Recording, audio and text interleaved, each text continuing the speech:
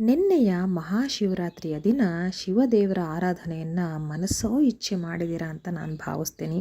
ಹಾಗೆ ಕೆಲವರು ಉಪವಾಸ ಇದ್ದು ರಾತ್ರಿ ಪೂರ್ತಿ ಜಾಗರಣೆ ಇದ್ದು ಆ ಶಿವನನ್ನು ಒಲಿಸ್ಕೊಂಡಿದ್ದೀರಾ ಅಂತ ನಾನು ಭಾವಿಸ್ತಾ ಇವತ್ತಿನ ವಿಡಿಯೋ ಶುರು ಮಾಡ್ತಾಯಿದ್ದೀನಿ.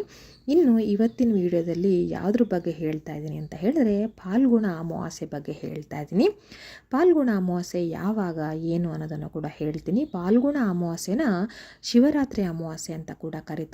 ಶಿವರಾತ್ರಿಯ ದಿನ ಹೇಗೆ ವಿಶೇಷತೆ ಇರುತ್ತೋ ಅದೇ ರೀತಿ ಈ ಒಂದು ಅಮಾವಾಸ್ಯೆಗೂ ಕೂಡ ಅದರದ್ದೇ ಆದ ವಿಶೇಷತೆಗಳಿರುತ್ತೆ. ಈ ಒಂದು ಫಾಲ್ಗುಣ ಅಮಾವಾಸ್ಯೆ ಶಿವರಾತ್ರಿ ಹಬ್ಬದ ಹಿಂದೆ ಅಥವಾ ಮುಂದೆ ಬರುತ್ತೆ. ಹಾಗಾಗಿ ಅದನ್ನು ಶಿವರಾತ್ರಿ ಅಮಾವಾಸ್ಯೆ ಅಂತ ಹೇಳ್ತಾರೆ. ಹಾಗೆ ಈ ಒಂದು ಅಮಾವಾಸ್ಯೆಯ ದಿನ ನಾನು ಹೇಳೋ ರೀತಿಯಲ್ಲಿ ಪೂಜೆ ಹಾಗೆ ದೀಪಾರಾಧನೆಯನ್ನು ಮಾಡೋದ್ರಿಂದ ಶಿವರಾತ್ರಿಯಲ್ಲಿ ಶಿವದೇವರ ಆಶೀರ್ವಾದ ನಮಗೆ ಎಷ್ಟರ ಮಟ್ಟಿಗೆ ಸಿಗುತ್ತೋ ಅದೇ ರೀತಿ ಈ ಒಂದು ಅಮಾವಾಸ್ಯೆಯ ಪೂಜೆಯಲ್ಲೂ ಕೂಡ ನಮಗೆ ಶಿವದೇವರ ಆಶೀರ್ವಾದ ದೊರೆಯುತ್ತೆ ಅಂತ ಪ್ರತೀತಿ ಇದೆ. ಹಾಗಾಗಿ ಈ ಒಂದು ಅಮಾವಾಸ್ಯೆಯನ್ನು ಈ ಒಂದು ರೀತಿಯ ದೀಪಾರಾಧನೆಯನ್ನು ತಪ್ಪದೆ ಎಲ್ಲರೂ ಕೂಡ ಮಾಡಿ. ಹಾಗಾದರೆ ಫಾಲ್ಗುಣ ಅಮಾವಾಸ್ಯೆ ಅಥವಾ ಶಿವರಾತ್ರಿ ಅಮಾವಾಸ್ಯೆ ಯಾವಾಗ ಅಂತ ನೋಡೋದಾದರೆ ಮೊದಲಿಗೆ ಅಮಾವಾಸ್ಯೆ ಯಾವಾಗ ಶುರುವಾಗಿ ಯಾವಾಗ ಕೊನೆಗೊಳ್ಳುತ್ತೆ ಅಂತ ನೋಡೋಣ. ಅಮಾವಾಸ್ಯೆ ತಿಥಿ ಇಂದು ಸಂಜೆ ಆಗಲೇ ಶುರುವಾಗಿದೆ. ಅಂದರೆ ಫೆಬ್ರವರಿ 16ನೇ ತಾರೀಕು ಸೋಮವಾರದ ಸಂಜೆ 5:34 ಈ ಒಂದು ಶಿವರಾತ್ರಿ ಅಮಾವಾಸ್ಯೆ ಅಥವಾ ಫಾಲ್ಗುಣ ಅಮಾವಾಸ್ಯೆ ಶುರುವಾಗಿದೆ. ಹಾಗೆ ಇದು ಕೊನೆಗೊಳ್ಳುವಂಥದ್ದು ಫೆಬ್ರವರಿ 17ನೇ ತಾರೀಕು ಸಂಜೆ 5:31 ಮಂಗಳವಾರದ ದಿನ. ಅಂದರೆ ಈ ಸಲ ಅಮಾವಾಸ್ಯೆ ಅಂದರೆ ಶಿವರಾತ್ರಿ ಅಮಾವಾಸ್ಯೆ ಫೆಬ್ರವರಿ 17ನೇ ತಾರೀಕು ಮಂಗಳವಾರದ ದಿನ ಬಂದಿದೆ. ಇನ್ನು ನಾಳೆ ಬೆಳಗ್ಗೆ ನೀವು ಬ್ರಾಹ್ಮಿ ಮುಹೂರ್ತದಲ್ಲಾಗಲಿ ಅಥವಾ ಅದನ್ನು ದಾಟಿದ ನಂತರ ನೀವು 6 ಗಂಟೆ ಒಳಗಡೆ ಕೂಡ ಈ ಒಂದು ಅಮಾವಾಸ್ಯೆ ಪೂಜೆಯನ್ನು ಖಂಡಿತವಾಗ್ಲೂ ಮಾಡಬಹುದು. ಹಾಗಾದರೆ ನಾನೀಗ ದೀಪಾರಾಧನೆ ಬಗ್ಗೆ ಹೇಳಿದೆ. ಯಾವ ರೀತಿ ದೀಪಾರಾಧನೆ ಮಾಡಬೇಕು ಅಂತ ಹೇಳೋದಾದರೆ ನಾನು ಶಿವರಾತ್ರಿಯ ದಿನ ಈ ಒಂದು ತೆಂಗಿನಕಾಯಿ ದೀಪಾರಾಧನೆಯನ್ನು ಮಾಡಿದ್ರೆ ಬಹಳನೇ ಒಳ್ಳೆಯದು ಅಂತ ತಿಳಿಸಿದ್ದೆ.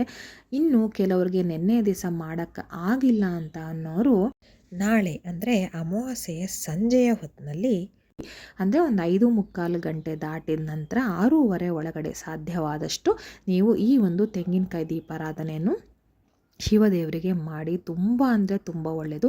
ನಾಳೆಯ ಮುಸ್ಸಂಜೆಯಲ್ಲಿ ಈ ಒಂದು ದೀಪಾರಾಧನೆ ಮಾಡೋದ್ರಿಂದ ಅಂದರೆ ತೆಂಗಿನಕಾಯಿ ದೀಪಾರಾಧನೆ ಮಾಡೋದ್ರಿಂದ ಶಿವದೇವರ ಆಶೀರ್ವಾದದ ಜೊತೆಗೆ ನಿಮಗೆ ಲಕ್ಷ್ಮೀ ಕೃಪಾ ಕಟಾಕ್ಷ ಕೂಡ ದೊರೆಯುತ್ತೆ. ಯಾಕಂದರೆ ಅಮಾವಾಸ್ಯೆ ದಿನ ಪೂಜೆ ಅಂತ ಹೇಳೋದ್ರಿಂದ ನಾವು ಲಕ್ಷ್ಮೀ ದೇವರನ್ನ ಒಲಿಸ್ಕೊಳ್ಳೋದಕ್ಕೋಸ್ಕರ ಮಾಡುವಂಥದ್ದು. ಲಕ್ಷ್ಮೀ ಪೂಜೆನ ವಿಶೇಷವಾಗಿ ಅಮಾವಾಸ್ಯೆ ದಿನ ಮಾಡುವಂಥದ್ದು.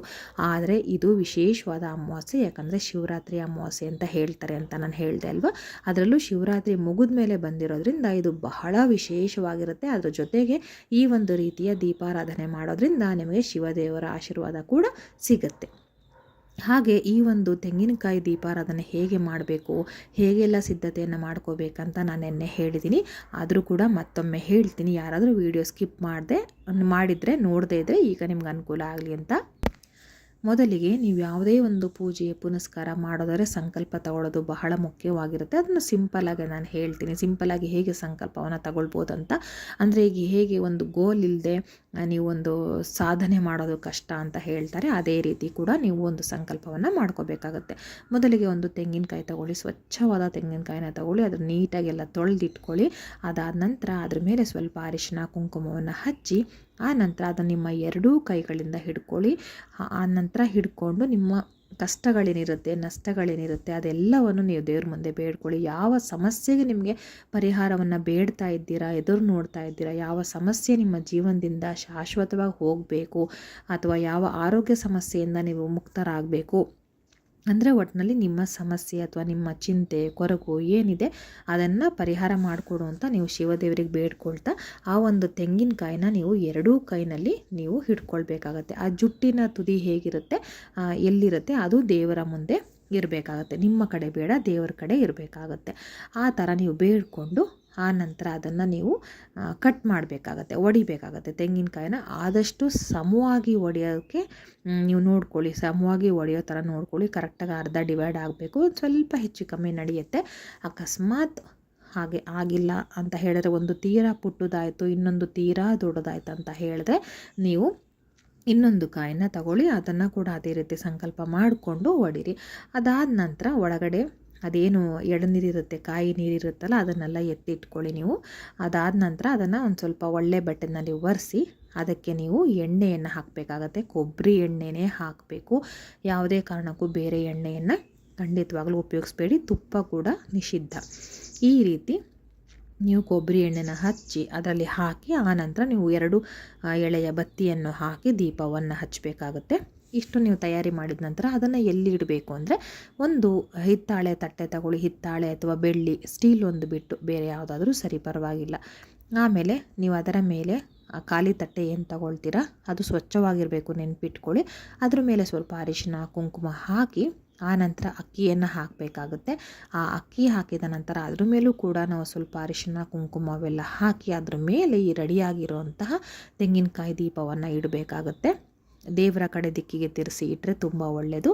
ಆ ನಂತರ ಅದ್ರ ಮೇಲೆ ನೀವು ಏನಂತಾರೆ ಹೂಗಳಿಂದ ಅಲಂಕಾರ ಮಾಡಿ, ಹಾಗೆ ಆ ತೆಂಗಿನಕಾಯಿ ದೀಪಕ್ಕೂ ಕೂಡ ಸುತ್ತಲೂ ಅರಿಶಿನ ಕುಂಕುಮವನ್ನೆಲ್ಲ ಹಚ್ಚಿ ದೇವರ ಮುಂದೆ ಅದನ್ನು ಬೆಳಗಿ ಆರತಿಯನ್ನು ಮಾಡಿ ನಿಮ್ಮ ಕಷ್ಟ ಏನಿರುತ್ತೆ ಅದನ್ನು ಬೇಡ್ಕೊಳ್ಳಿ. ಹಾಗೆ ಓಂ ನಮಃ ಶಿವಾಯ, ಶಿವಾಯ ನಮಃ ಓಂ ಅನ್ನೋ ಒಂದು ಮಂತ್ರವನ್ನು ಎಷ್ಟು ಬಾರಿ ಸಾಧ್ಯ ಆಗುತ್ತೋ ಅಷ್ಟು ಬಾರಿ ಪಠನೆ ಮಾಡಿ. ನಿಮ್ಮ ಸಂಕಷ್ಟಗಳು ನಿಜವಾಗಲೂ ನೀವು ನೋಡಿ ಎಷ್ಟು ಬೇಗ ಪರಿಹಾರ ಆಗುತ್ತೆ ಅಂತ ನಿಮಗೆ ಆಶ್ಚರ್ಯ ಆಗುತ್ತೆ. ಇಷ್ಟೊಂದು ಶಕ್ತಿ ಇದೆಯಾ ಈ ಒಂದು ದೀಪಾರಾಧನೆ ಮಾಡೋದ್ರಲ್ಲಿ ಅಂತ ಹೇಳಿ. ಹಾಗೆ ಇವತ್ತು ಸಂಜೆ ನೀವು ಈ ಒಂದು ತೆಂಗಿನಕಾಯಿ ದೀಪಾರಾಧನೆ ಮಾಡಬೇಕಾಗತ್ತೆ. ಇನ್ ಕೇಸ್ ನಿಮಗೆ ಸಾಯಂಕಾಲ ಆಗಲಿಲ್ಲ, ನೀವು ಬರೋದು ತುಂಬ ಲೇಟ್ ಆಯಿತು, ಅಟ್ಲೀಸ್ಟ್ ಒಂದು 7 ಗಂಟೆ ಒಳಗಡೆ ಆದರೂ ಹಚ್ಚೋದಕ್ಕೆ ಪ್ರಯತ್ನ ಪಡಿ. ಹಾಗಾಗಿಲ್ಲ, ತೀರಾನೇ ಲೇಟ್ ಆಯ್ತು ಅಂತ ಹೇಳಿದ್ರೆ ನಾಳೆ ಬೆಳಗ್ಗೆ 6 ಗಂಟೆ ಒಳಗಡೆ ಈ ಒಂದು ದೀಪಾರಾಧನೆಯನ್ನು ಮಾಡಿ. ಅದು ಕೂಡ ನಿಮಗೆ ಶುಭ ಫಲ ಪ್ರಾಪ್ತಿಯಾಗೋದು ಖಂಡಿತ. ಹೀಗೆ ಮಾಡಿ ಆಮೇಲೆ ಅದರಿಂದ ಏನು ನೀವು ಒಂದು ನೈವೇದ್ಯಕ್ಕೆ ಇಟ್ಟಿರ್ತೀರ, ಹಾಲು ಸಕ್ಕರೆ ಆಗಿರ್ಬೋದು, ಸಕ್ಕರೆ ಹುರಿಗಡಲೆ ಆಗಿರ್ಬೋದು, ಬೆಲ್ಲ ಹುರಿಗಡಲೆ ಆಗಿರ್ಬೋದು, ಅದನ್ನು ನೀವು ಪ್ರಸಾದದ ರೂಪದಲ್ಲಿ ನೀವು ತಗೊಂಡು ನಿಮ್ಮ ಮನೆ ಮಂದಿಗೆಲ್ಲ ಕೊಡಬೇಕಾಗತ್ತೆ. ಆನಂತರ ನೀವು ಅದನ್ನು ಏನು ತೆಂಗಿನಕಾಯಿ ದೀಪಾರಾಧನೆ ಮಾಡಿರ್ತೀರ ಅದು ಪೂರ್ತಿ ಉರಿಬೇಕಾಗತ್ತೆ. ಹುರಿದು ಆನಂತರ ಅದು ಎಣ್ಣೆ ಖಾಲಿಯಾಗಿರುತ್ತೆ ಅಥವಾ ಬತ್ತಿ ಹೋಗಿರುತ್ತೆ, ಅದೆಲ್ಲ ಮುಗಿದ ನಂತರ ಅದನ್ನು ನೀಟಾಗಿ ಒರೆಸಿ ಅದನ್ನು ನೀವು ಯಾವುದಾದ್ರು ಹಸುಗಳಿಗೆ ಕೊಡಬೇಕಾಗತ್ತೆ. ಅಕ್ಕಿ ಹಾಗೆ ಈ ಒಂದು ತೆಂಗಿನಕಾಯಿ ಜೊತೆಯಲ್ಲಿ ಬೆಲ್ಲವನ್ನು ಇಟ್ಟು ನೀವು ಯಾವುದಾದ್ರು ಗೋಶಾಲೆಗೆ ಹೋಗಿ ಕೊಡಿ. ಒಟ್ಟಿನಲ್ಲಿ ಗೋವುಗಳು ಇದನ್ನು ತಿನ್ನೋದ್ರಿಂದ ನಿಮಗೆ ತುಂಬ ಒಳ್ಳೆಯದಾಗತ್ತೆ. ಜನ್ಮ ಜನ್ಮದ ಪಾಪ ಪರಿಹಾರ ಆಗುತ್ತೆ, ಶಾಪಗಳು ಕೂಡ ಪರಿಹಾರ ಆಗುತ್ತೆ ಅಂತ ಹೇಳಲಾಗುತ್ತೆ. ಹಾಗಾಗಿ ಈ ಒಂದು ಕೆಲಸ ಮಾಡಿ. ಅಕಸ್ಮಾತ್ ನಿಮಗೆ ಎಲ್ಲೂ ಗೋಶಾಲೆ ಸಿಕ್ಕಲಿಲ್ಲ ಅಥವಾ ನಿಮ್ಗೆ ಹೋಗೋದಕ್ಕೆ ಪುರ್ಸೊತ್ತಾಗಿಲ್ಲ ಅಂತ ಹೇಳಿದ್ರೆ ನೀವು ನಾಳೆನೇ ಕೊಡಬೇಕಂತ ಏನಿಲ್ಲ, ನಾಳಿದ್ದಾದರೂ ಪರವಾಗಿಲ್ಲ ಕೊಡ್ಬೋದು, ಹಾಳಾಗದೇ ಇರೋ ರೀತಿ ನೋಡ್ಕೊಳ್ಳಿ ಒಟ್ಟಿನಲ್ಲಿ. ಹಾಗೂ ಆ ಥರ ಆಗಲಿಲ್ಲ ಅಂತ ಹೇಳಿದ್ರೆ ಎಲ್ಲಾದರೂ ಅರಳಿ ಮರ, ದೇವಸ್ಥಾನದ ಬಳಿ ಎಲ್ಲಾದರೂ ಅರಳಿ ಮರ ಎಲ್ಲರೂ ಇರುತ್ತಲ್ಲ ಅಲ್ಲಿ ತಗೊಂಡೋಗಿ ಇಡಿ. ಆಗ ಅಟ್ಲೀಸ್ಟು ಇರುವೆಗಳು ಈ ರೀತಿ ಪಕ್ಷಿಗಳು ಅದನ್ನು ತಿಂತವೆ, ಅದು ಕೂಡ ನಿಮಗೆ ಶುಭ ಫಲವನ್ನು ಕೊಡುತ್ತೆ, ಜನ್ಮ ಜನ್ಮದ ಪಾಪ ಹಾಗೆ ಶಾಪವನ್ನು ಕೂಡ ಕಳೆಯುತ್ತೆ ಅಂತ ಹೇಳಲಾಗುತ್ತೆ. ಇದೊಂದು ಮುಖ್ಯವಾದ ಆಚರಣೆನ ನೀವು ಇವತ್ತಿನ ಅಮಾವಾಸ್ಯೆ ದಿನ ಮಾಡಿ ಎಲ್ರಿಗೂ ಒಳ್ಳೆಯದಾಗಲಿ. ಮತ್ತೆ ಮುಂದಿನ ವಿಡಿಯೋದೊಂದಿಗೆ ಬರ್ತೀನಿ. ಎಲ್ರಿಗೂ ಧನ್ಯವಾದಗಳು.